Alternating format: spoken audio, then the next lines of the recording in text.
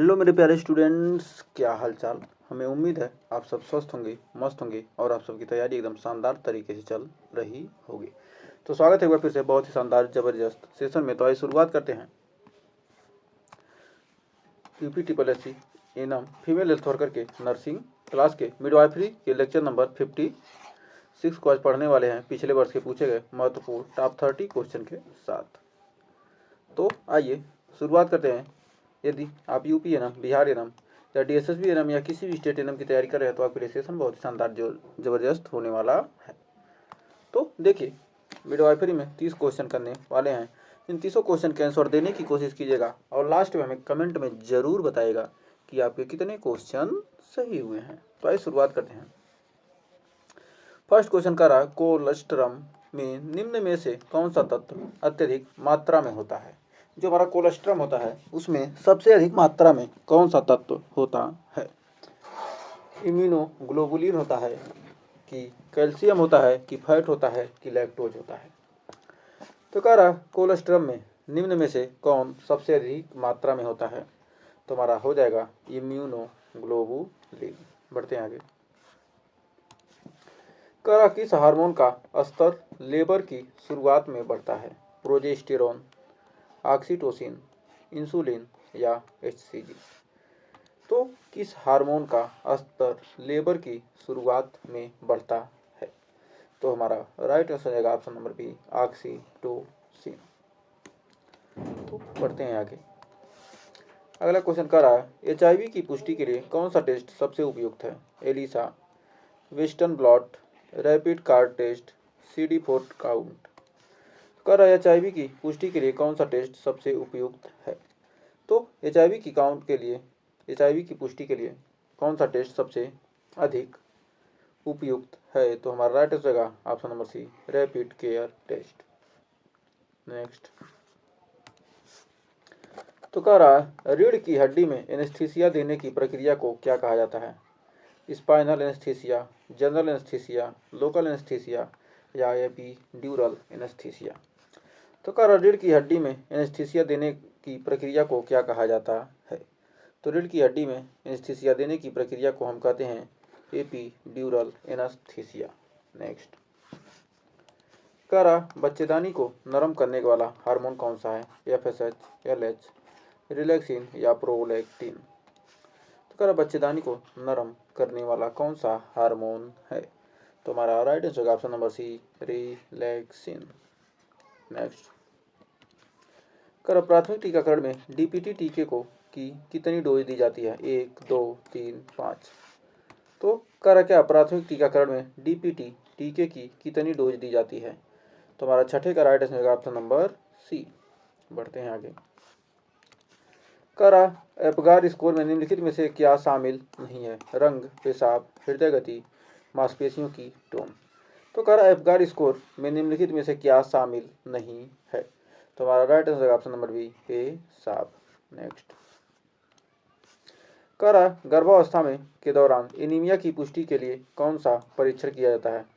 TLC, DLC, HB% या ESR। तो हमारा कह क्या गर्भावस्था के दौरान एनीमिया की पुष्टि के लिए कौन सा परीक्षण किया जाता है। कौन सा परीक्षण किया जाता है।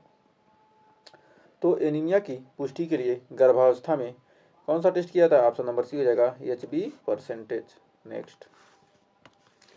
कह प्रसव के दौरान भ्रूण की हृदय गति की निगरानी के लिए कौन सा तरीका उपयुक्त है।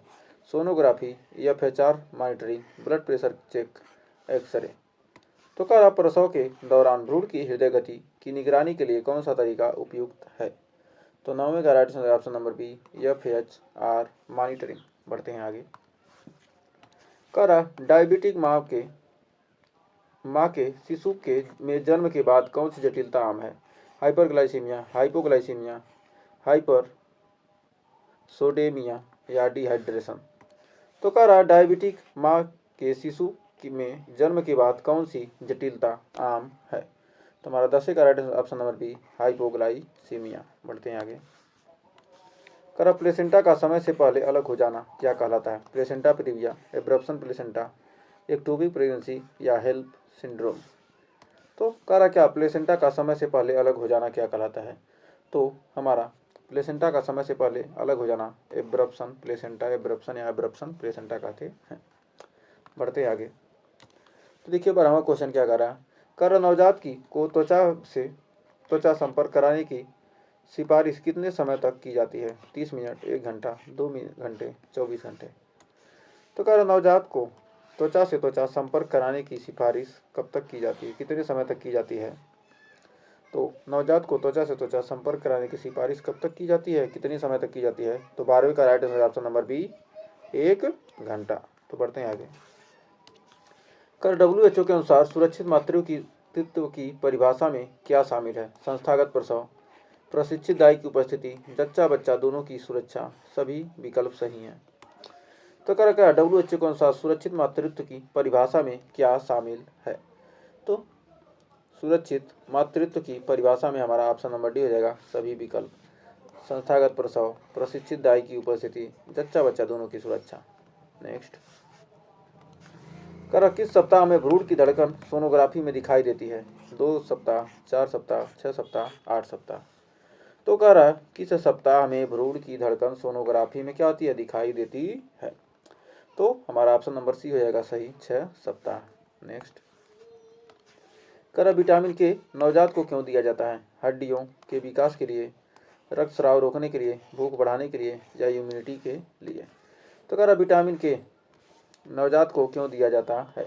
तो विटामिन के नवजात को क्यों दिया जाता है? हमारा ऑप्शन नंबर बी हो जाएगा, रक्तस्राव को रोकने के लिए। बढ़ते हैं आगे। कर एसीटी को टीकाकरण कार्यक्रम में किस नाम से जाना जाता है? मलेरिया के इलाज के लिए, टाइफाइड रोकथाम के लिए, हेपेटाइटिस की जांच के लिए या निमोनिया की पहचान के लिए? एसीटी को टीकाकरण कार्यक्रम में किस नाम से जाना जाता है? तो हमारा 16वें का right option number A, malaria के इलाज के लिए। बढ़ते हैं आगे। कर कॉपर टी कितने वर्षों तक प्रभावी होता है? 3 वर्ष, 5 वर्ष, 10 वर्ष, 15 वर्ष। तो कॉपर टी कितने वर्षों तक प्रभावी होता है? तो हमारा ऑप्शन नंबर सी हो जाएगा, 10 वर्ष। तो बढ़ते हैं आगे। कर ORS का आदर्श घोल प्रति लीटर में कितना नमक होता है? 2 ग्राम, 3.5 ग्राम, 5 ग्राम, 8 ग्राम। तो कर ORS के आदर्श घोल में, ORS का आदर्श घोल प्रति लीटर में कितना नमक होता है?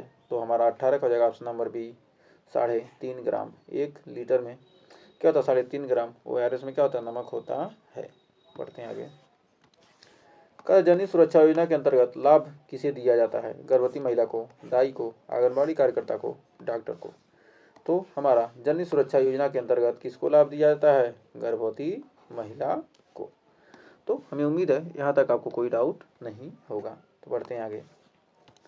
कर एक नवजात शिशु का सामान्य श्वसन दर क्या होती है? 20 से 30 प्रति मिनट, 30 से 40 प्रति मिनट, 40 से 60 प्रति मिनट या 60 से 80 प्रति मिनट? तो कर नवजात शिशु का सामान्य श्वसन दर क्या होती है? तो हमारा 20 का राइट आंसर होगा ऑप्शन नंबर सी, 40 से 60 प्रति मिनट। तो बढ़ते हैं आगे। तो कह रहा हेमोग्लोबिन की कमी से कौन सी स्थिति उत्पन्न होती है? Diabetes, hypotension, anaemia, cancer. तो हमारा हेमोग्लोबिन की कमी से कौन सी स्थिति उत्पन्न होती है? तो हमारा 21 का राइट आंसर होगा ऑप्शन नंबर सी, एनीमिया। बढ़ते हैं आगे। कह रहा पल्स पोलियो इम्यूनाइजेशन किस उम्र तक दिया जाता है? 3 वर्ष, 1 वर्ष, 5 वर्ष, 10 वर्ष। तो हमारा राइट आंसर क्या रहेगा? पल्स पोलियो इम्यूनाइजेशन किस वर्ष तक उम्र तक दिया जाता है? 5 वर्ष तक। तो बढ़ते हैं आगे। कर निम्न में से कौन सी स्थिति गर्भावस्था में खतरनाक मानी जाती है? उल्टी, हाई बीपी, भूख लगना, नींद आना। तो कर निम्न में से कौन सी स्थिति गर्भावस्था में खतरनाक मानी जाती है? तो हमारा 23 का हो जाएगा option number B, high BP. Next.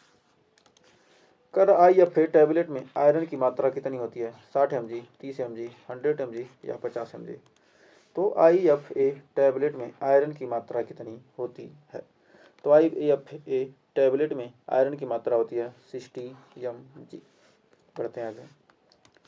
कर नाल को निकालने का सही तरीका क्या है? धक्का देना, खींचना, नियंत्रित कार्ड ट्रैक्शन या कार्ड काटना। तो नाल को निकालने का सही तरीका क्या है? तो हमारा हो जाएगा ऑप्शन नंबर सी, नियंत्रित कार्ड ट्रैक्शन हो जाएगा, नियंत्रित कार्ड ट्रैक्शन। तो हमें उम्मीद है यहाँ तक कोई डाउट नहीं होगा। बढ़ते हैं 26वें क्वेश्चन की तरफ। कर प्रेगनेंसी में सबसे पहले कौन सा हार्मोन बढ़ता है? HCG, FSH, LH, oestrogen. कर प्रेगनेंसी में सबसे पहले कौन सा हार्मोन बढ़ता है? प्रेगनेंसी के टाइम कौन सा हार्मोन सबसे ज़्यादा बढ़ता है, सबसे ज़्यादा करें, सबसे पहले बढ़ता है? तो हमारा हो जाएगा ऑप्शन नंबर ए, HCG। बढ़ते हैं आगे। कर शिशु के जन्म के समय औसत वजन कितना होता है? 1 से 1.5 kg, 1.5 से 2, 3.5 से 4.5, 2.5 से 3.5। तो हमारा राइट आंसर क्या हो जाएगा? शिशु के जन्म का औसत वजन कितना होता है? 2.5 से 3.5 kg के बीच में। बढ़ते हैं आगे। कर प्रसव के बाद यूट्रस सामान्य स्थिति में आने में कितना समय लेता है? 6 सप्ताह, 2 सप्ताह, 1 सप्ताह, 4 सप्ताह। तो कर प्रसव के बाद यूट्रस सामान्य स्थिति में आने में कितना समय लेता है? तो हमारा ऑप्शन नंबर ए हो जाएगा 6 सप्ताह। बढ़ते हैं आगे। कर कौन सी बीमारी मच्छर से नहीं फैलती? डेंगू, मलेरिया, काला जार, टीबी। तो कर कौन सी बीमारी मच्छर से नहीं फैलती है? तो कौन सी बीमारी है जो मच्छर से नहीं फैलती है? तो हमारा ऑप्शन नंबर डी हो जाएगा, टीबी। तो बढ़ते हैं लास्ट क्वेश्चन की तरफ। कर डीपीटी वैक्सीन में टी किस बीमारी को दर्शाता है? Typhoid, tetanus, tuberculosis, thyroid. तो हमारा राइट आंसर हो जाएगा टेटनस। तो हमें उम्मीद है यहाँ तक आपको कोई डाउट नहीं होगा। और ये 30 क्वेश्चन में किए हैं, 30 क्वेश्चन क्लियर हो गए होंगे। तो 30 में आपने कितना सही किया हमें कमेंट में ज़रूर बताइएगा। और सेशन अच्छा लगा तो सेशन को लाइक, शेयर और चैनल को सब्सक्राइब करना मत भूलिएगा। और किसी भी टॉपिक को वीडियो चाहिए तो उस टॉपिक को कमेंट जरूर कीजिएगा, उस पर वीडियो आपको ज़रूर दिया जाएगा। तो यदि आपको सिलेक्शन लेना है तो हमारे प्लेलिस्ट में एक बार विजिट ज़रूर कीजिए, जिससे आपको बहुत सारे कंटेंट मिलेंगे। उस सारे कंटेंट को देखिए और आपको कहीं और पढ़ने की ज़रूरत नहीं है। तो मिलते हैं नेक्स्ट वीडियो में कुछ और टॉपिक के साथ, कुछ और क्वेश्चन के साथ। तब तक के लिए टेक केयर, अपना ध्यान रखिए।